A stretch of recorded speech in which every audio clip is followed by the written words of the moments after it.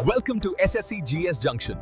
Here you will find the easiest methods, high quality notes, shortcut tricks and daily current affairs. नमस्कार। अच्छा, अगर भारतीय संविधान को एक किताब माने तो इसकी अनुसूचियां, जिन्हें हम स्केड्यूल्स भी कहते हैं, वो आखिर के पन्ने हैं, अपेंडिक्स की तरह। लेकिन ये सिर्फ एक्स्ट्रा जानकारी नहीं है, ये तो हमारे देश को चलाने का पूरा ब्लूप्रिंट है। तो चलिए आज इसी ब्लूप्रिंट को डिकोड करते हैं। जरा सोचिए, साल था 1950। भारत एक नया नवेला राष्ट्र बना था और उस वक्त हमारे संविधान की नींव में सिर्फ 8 अनुसूचियां थीं। कह सकते हैं कि ये वो 8 मजबूत खंबे थे जिन पर हमारे देश का पूरा भविष्य टिका था। लेकिन आज वो 8 खंबे बढ़कर 12 हो चुके हैं। ऐसा क्यों? क्योंकि जैसे जैसे हमारा देश आगे बढ़ा, नई नई चुनौतियां सामने आई और उन चुनौतियों का सामना करने के लिए हमारे संविधान को भी अपने आप को बदलना पड़ा। तो सबसे बड़ा सवाल यही है कि आखिर इन 4 नई अनुसूचियों को जोड़ने की जरूरत पड़ी ही क्यों? देखिए, ये 8 से 12 तक का जो सफर है ना, ये असल में बदलते हुए भारत की कहानी है। तो चलिए इस कहानी के पन्ने एक एक करके पलटते हैं। लेकिन आगे बढ़ने से पहले 1 मिनट रुककर ये समझ लेते हैं कि ये अनुसूची या शेड्यूल आखिर है क्या भला। देखिए, बहुत आसान भाषा में समझिए।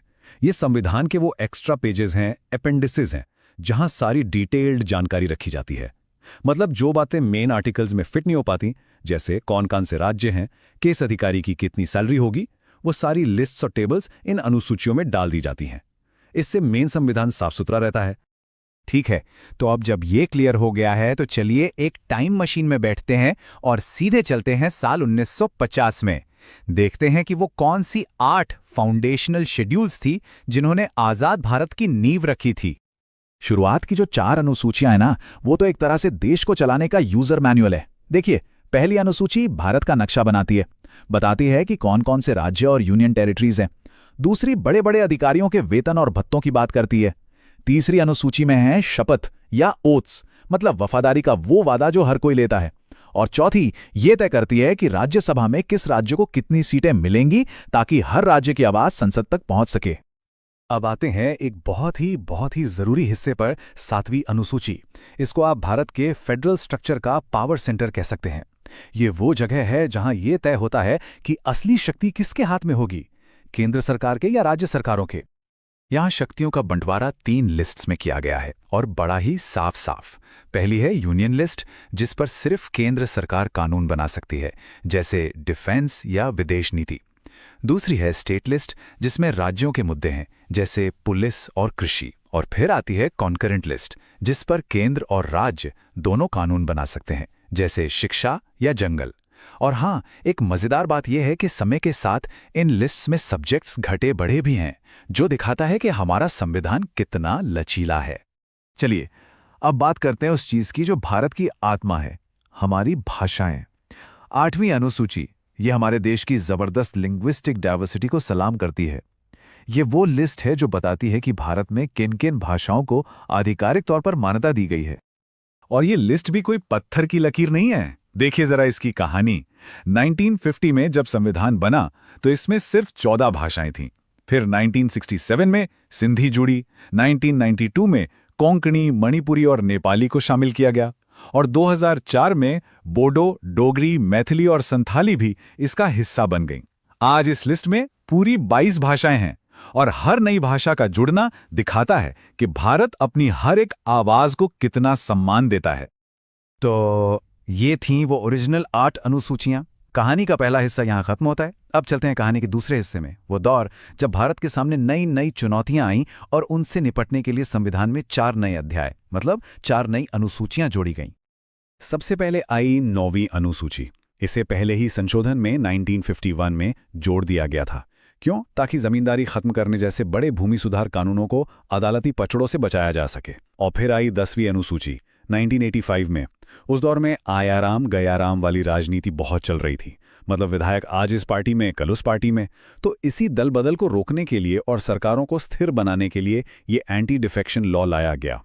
और अब बात करते हैं उन आखिरी 2 अनुसूचियों की जिन्होंने भारतीय लोकतंत्र में एक क्रांति ला दी। इन्होंने पावर को दिल्ली और राजधानियों से निकालकर सीधा गांव और शहर के आम लोगों के हाथों में पहुंचा दिया। ये हुआ 1992 में, एक के बाद एक 2 बड़े संशोधनों से। 73वें संशोधन ने जोड़ी 11वीं अनुसूची, जिससे गांव में पंचायती राज को संवैधानिक दर्जा मिला और उन्हें 29 विषयों पर काम करने की शक्ति मिली। ठीक इसके बाद 74वें संशोधन ने जोड़ी 12वीं अनुसूची, जिसने शहरों में नगर पालिकाओं को मजबूत किया और उन्हें 18 विषयों पर अधिकार दिए। मतलब सही मायने में सत्ता का विकेंद्रीकरण हुआ, पावर जमीनी स्तर तक पहुंची। अच्छा, अब इतनी सारी अनुसूचियां, इतने सारे नंबर, ये सब याद रखना थोड़ा मुश्किल लग सकता है ना? खासतौर पर अगर किसी एग्जाम की तैयारी चल रही हो। तो घबराइए नहीं, चलिए एक बहुत ही मजेदार और आसान सी ट्रिक देखते हैं, जिससे ये 12 अनुसूचियां चुटकियों में याद हो जाएंगी। ये रहा वो जादुई मंत्र, बस एक लाइन याद रखनी है। राजा वे शपथ, राज्य अनुसूचित क्षेत्र में, भाषा बदल, पंच नगर गया।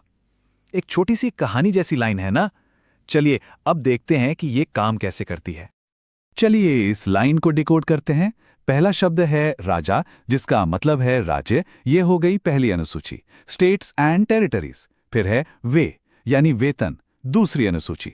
शपथ तो साफ है, तीसरी अनुसूची। अगला शब्द है राज्य, जिससे याद रखना है राज्यसभा की सीटें, ये हो गई चौथी अनुसूची। अनुसूचित क्षेत्र से 5वीं और 6ठी दोनों अनुसूचियां कवर हो जाती हैं, और भाषा से तो सीधे सीधे 8वीं अनुसूची याद आ ही जाती है। अब शायद ये सवाल उठे कि 7वीं अनुसूची कहाँ गई, वो शक्तियों की 3 सूचियों वाली।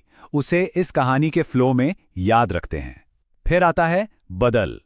इससे याद रखिए 9वीं अनुसूची, जहां भूमि सुधार के नियम बदले गए। इसी बदल से जुड़ा है दल बदल, यानी 10वीं अनुसूची। और अंत में पंच से 11वीं अनुसूची पंचायती राज, और नगर से 12वीं नगरपालिका। बस हो गया। तो हमने देखा कि कैसे ये अनुसूचियां सिर्फ कानून की सूखी लिस्ट नहीं है, बल्कि ये तो भारत की पूरी यात्रा के गवाह हैं। एक ऐसे राष्ट्र की कहानी जो लगातार बदल रहा है, विकसित हो रहा है। और ये सफर हमें एक बहुत ही दिलचस्प सवाल पर लाकर छोड़ देता है। अगर हमारा संविधान सच में एक लिविंग डॉक्यूमेंट है, एक जिंदा दस्तावेज है, तो भविष्य में हमारे सामने ऐसी कौन सी बड़ी चुनौती आ सकती है जिसके लिए हमें एक 13वीं अनुसूची जोड़ने की जरूरत पड़ जाए? सोचिएगा जरूर। Thank you for watching. If you found this video helpful, don't forget to like, share and subscribe.